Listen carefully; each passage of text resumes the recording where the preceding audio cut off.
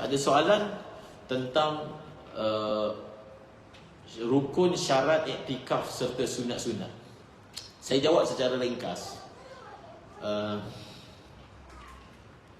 Dalam Quran Allah Ta'ala sebut cerita tentang Nabi Ibrahim dengan Nabi Ismail, antahhira baitiya lit-ta'ifin wal-'akifin wa ruk'is sujud. Wahai Ibrahim, wahai Ismail, hendaklah kamu bersihkan rumah aku, maksudnya Kaabah, Baitullah, Masjidil Haram. Untuk apa bersihkan masjid tu? Untuk orang melakukan tawaf. Untuk apa bersihkan Baitullah, Masjidil Haram? Untuk orang ramai dapat beriktikaf. So ayat ni menerangkan tentang amalan yang dibuat dalam masjid ni. Kalau Masjid Haram secara khusus dia ada tawaf, dan satu lagi dia ada apa? I'tikaf. Dalam ayat yang lain Allah Taala berfirman, wala tubashiruhunna wa antum aakifuna fil masajid. Jangan kamu menggauli isteri-isteri sedangkan kamu sedang i'tikaf dalam masjid. Jadi i'tikaf ni adalah satu bentuk amalan yang kita kurung diri kita dalam masjid. Apa dia punya simbolik dia? Satu orang itu dia kurung diri dia, dia tahan diri dalam masjid untuk dia merayu Allah Ta'ala. Saya tinggalkan suasana luar, saya duduk dalam rumahmu ya Allah. Saya duduk untuk saya mendapat mendekatkan diri dengan. So kita kurung diri kita dalam rumah Allah untuk mendekatkan diri kita kepada Allah. Dan iktikaf ini dia punya syarat dia ada dua. Syarat dia adalah, ataupun rukun dia ada dua. Pertama, berdiam. Berada lah, berada. Di mana? Di masjid. Dua. Iktikaf ini dia tak boleh buat di luar masjid, tak sah. Tak ada istilah iktikaf kat rumah ke. Dia mesti dalam masjid. Yang kedua, dia mesti berdiam seketika. Al-lubsu sa'ah. Berdiam seketika dalam masjid. Dalam mazhab Syafi'i cukup. Satu orang dalam mazhab Syafi'i hatta kalau 2 minit pun boleh jadi iktikaf. Mazhab Syafi'i ya. Mazhab lain tak boleh. Dia kena lama baru boleh dipanggil sebagai iktikaf.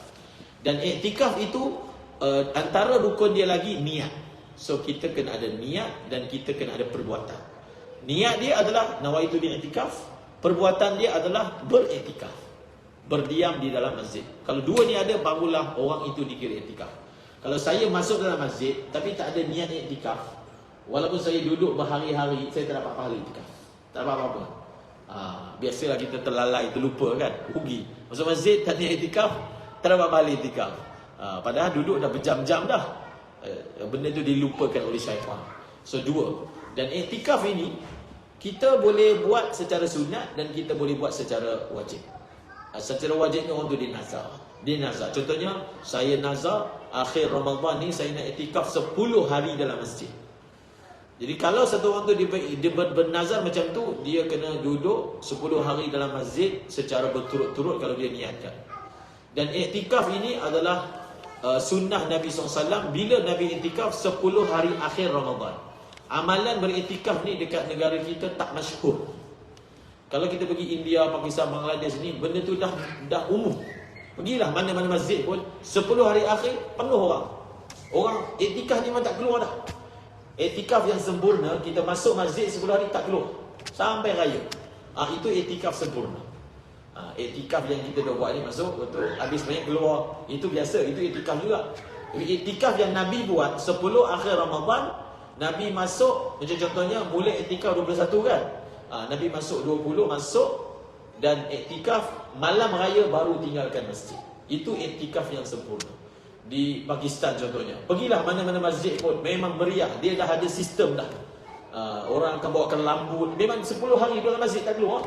Bawakan lampu, bawa peralatan nak duduk selama 10 hari. Mungkin tak nak bersepah, so kita buatlah macam mana. Sebab orang ni tak boleh keluar. Tak boleh keluar. Pergi tandas boleh.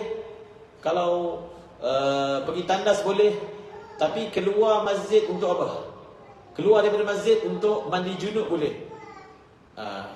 Tapi kalau nak mandi biasa, kalau iktikaf tu nazar tak boleh. Kalau iktikaf tu bukan nazar, Tak apa, keluar masuk. Cuma dia tak sempurna. Jadi iktikaf ini, dia duduk dalam masjid, dia buat amal.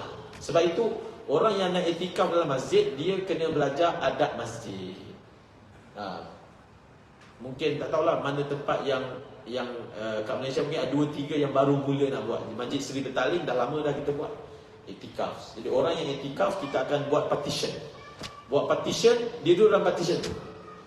Supaya dia dapat memberi tumpuan dan seumpamanya lah. Di tempat lain dia buat, dia letak dia letak seperti tabir. Orang iktikaf akan duduk dalam kawasan itu supaya mereka dapat hening, tawajuh kepada Allah Subhanahu Wa Taala. Dan diusahakan supaya makanan mereka disediakan supaya mereka tak perlu keluar daripada masjid untuk makan di luar. Duduk 10 hari dalam masjid, kalau buat sungguh-sungguh memang dia akan bagi kesan rohani. Memang tak boleh keluar dari masjid. Tapi bila kita duduk dalam masjid, kena belajarlah adab masjid. Takut dia duduk 10 hari dia boring. Dia main handphone lah, main game, tengok movie. Kalau macam tu lebih baik tak payah. Baik duduk luar. Kalau dia tak boleh jaga adab masjid, dia dah memang biasa benda tu. Kena kurung 10 hari pula. Dia tak biasa, tak reti nak baca Quran je, nak berzikir je, tak reti. Tak biasa. Jadi last sekali bendanya, benda Allah tu lah. Benda Allah tu akan menjadi penghibur dia. So lebih baik tak payah, baik duduk luar masjid. Sebab masjid ada adab dia. Mana boleh duduk dalam masjid pergi layan benda-benda macam tu, tak boleh kan. Untuk dia ni, baik dia tak payah iktikaf daripada dia iktikaf. So perlu diberi taklimat untuk orang-orang yang beriktikaf, menjaga adab-adab masjid. Mungkin dibuatkan program supaya reti. Sebab ada orang dia tak tahu nak buat apa, nak baca apa, nak amal apa. So bila dibuat secara berjemaah, jadi adalah rutin-rutin. Mungkin ada buat kelas ke, disibukkan supaya dapat sempurnakan 3 hari. Dan Nabi SAW menjadi rutin, menjadi amalan Rasulullah untuk iktikaf 10 hari akhir. Dan tahun yang terakhir Nabi wafat, Nabi telah beriktikaf selama 20 hari. Diganti tahun lepas yang tak dapat buat, maka Nabi telah ganti tahun yang seterusnya. Nabi mula daripada 11 sudah masuk dalam Masjid Nabawi, tak keluar.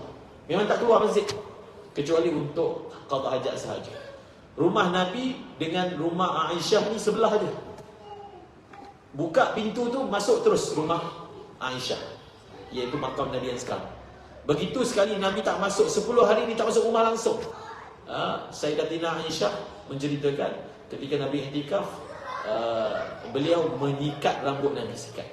Macam mana cara dia sikat?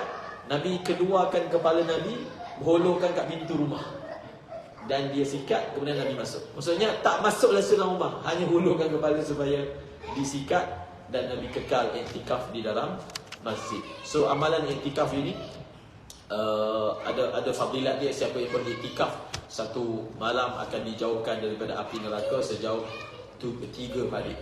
Satu parit dengan satu parit yang lain, jaraknya antara langit dan bumi, dijauhkan daripada api neraka.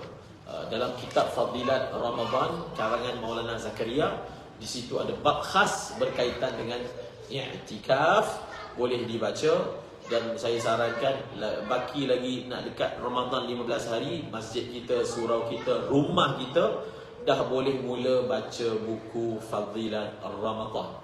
Baca buku Fadilat Ramadan karangan Maulana Zakaria yang dia disertakan sekali dengan Fadailul A'mal. Dalam itu ada Fadilat Ramadan, Fadilat i'tikaf. Supaya apa? Supaya belum masuk Ramadan kita dah ada knowledge, ada ilmu. Kita masuk dalam keadaan ada ilmu, kita masuk dalam keadaan ada rohani. Apa kisah-kisah orang dulu, macam mana dia jaga Ramadan dia jaga puasa dia jaga i'tikaf dia. Masuk dalam keadaan sudah bersedia dari segi mentalnya, segi rohani dia, segi ilmu dia, insya-Allah. Yang